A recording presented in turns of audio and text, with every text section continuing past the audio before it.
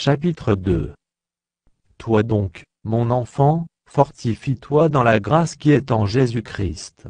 Et ce que tu as entendu de moi en présence de beaucoup de témoins, confie-le à des hommes fidèles, qui soient capables de l'enseigner aussi à d'autres. Souffre avec moi, comme un bon soldat de Jésus-Christ. Il n'est pas de soldat qui s'embarrasse des affaires de la vie, s'il veut plaire à celui qui l'a enrôlé. Et l'athlète n'est pas couronné, s'il n'a combattu suivant les règles.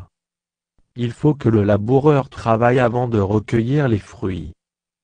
Comprends ce que je dis, car le Seigneur te donnera de l'intelligence en toutes choses. Souviens-toi de Jésus-Christ, issu de la postérité de David, ressuscité des morts, selon mon évangile, pour lequel je souffre jusqu'à être lié comme un malfaiteur. Mais la parole de Dieu n'est pas liée. C'est pourquoi je le supporte tout à cause des élus, afin qu'eux aussi obtiennent le salut qui est en Jésus-Christ, avec la gloire éternelle.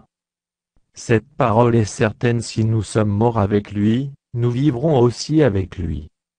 Si nous persévérons, nous régnerons aussi avec lui. Si nous le renions, lui aussi nous reniera. Si nous sommes infidèles, il demeure fidèle, car il ne peut se renier lui-même. Rappelle ces choses, en conjurant devant Dieu qu'on évite les disputes de mots, qui ne servent qu'à la ruine de ceux qui écoutent.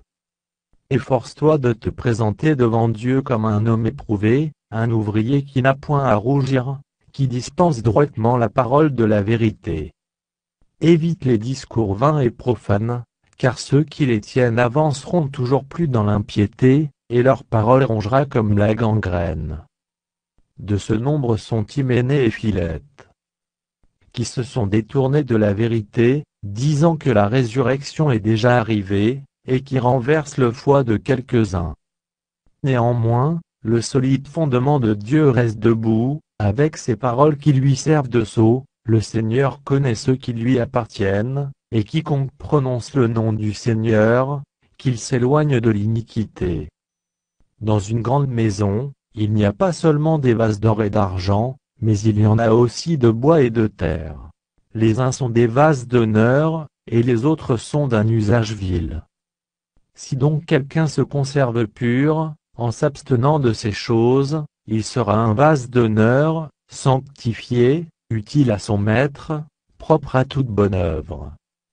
Fuis les passions de la jeunesse, et recherche la justice, la foi, la charité, la paix, avec ceux qui invoquent le Seigneur d'un cœur pur.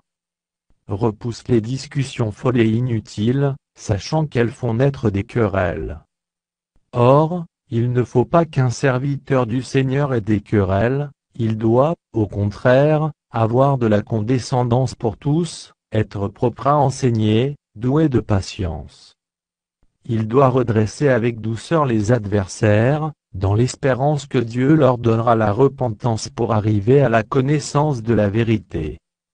Et que, revenus, à leur bon sens, ils se dégageront des pièges du diable, qui s'est emparé d'eux pour les soumettre à sa volonté.